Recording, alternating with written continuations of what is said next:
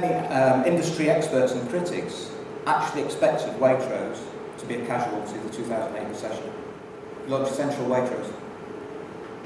We looked with a strapline of quality you'd expect at prices that you didn't. But launching a brand on its own isn't enough. You also have to market it. And we spent our entire marketing budget that year on promoting the Central Waitrose brand. If you want to diversify your brand, you can't just do it. You have to really get behind it and market it hard. A marketplace where our customer expects us to be, a marketplace where our customer trades already very hard, their second best pastime, a marketplace where we can translate a lot of what Waitrose is about into a new market area. So this is where we've looked to diversify our brand.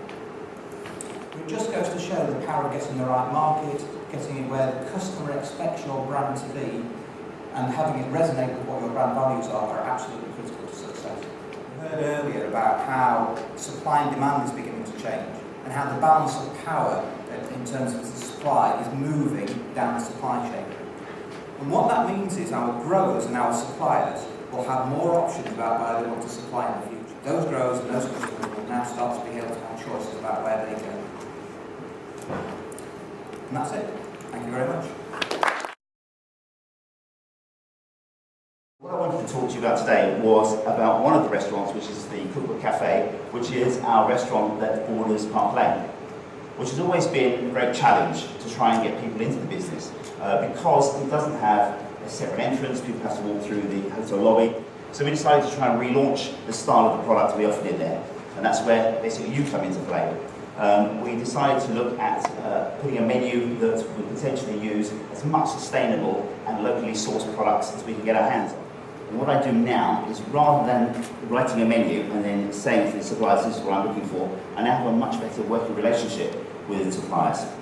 So I will, for example, I have a fish supplier, speak to him on a daily basis. He will tell me what the catches are for that day. With the fruit and vegetable style of things, again, we do the same thing.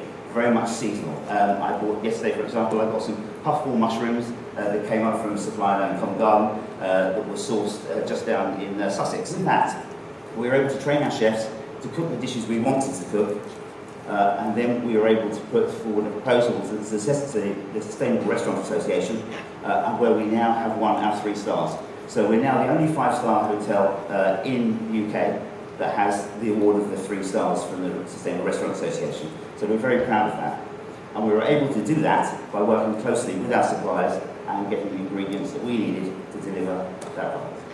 So that's my story today. Thank you very much. Today I've been talking about how businesses need to adopt their local school. I mean, it's my mantra. My Guy's Refresh Challenge was about us trying to get out there and just engaging with people that don't know about produce. There's so many people that haven't got a clue that this industry exists. So what I've been saying to my clients, and I've been saying it for years actually, is that we just need to go out and engage with the local community. And that can be as simple as just going to a school and inviting them to come to the nursery or the pack house or the orchard or whatever it may be, and talk to them about what you do. It's so simple. There's no planning or well, obviously you've got to plan and organise that. So there's obviously some work associated with it. But actually, talking about your business doesn't need you to write a speech or anything, does it? Just show somebody around and tell them what goes on.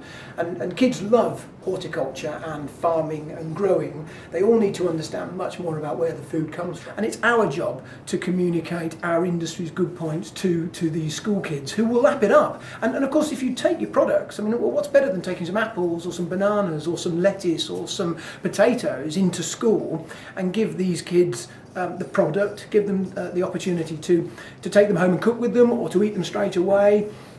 We keep going on about the fact that kids don't eat enough produce anyway, so what better way than give them some and get them engaged and get them thinking about our industry.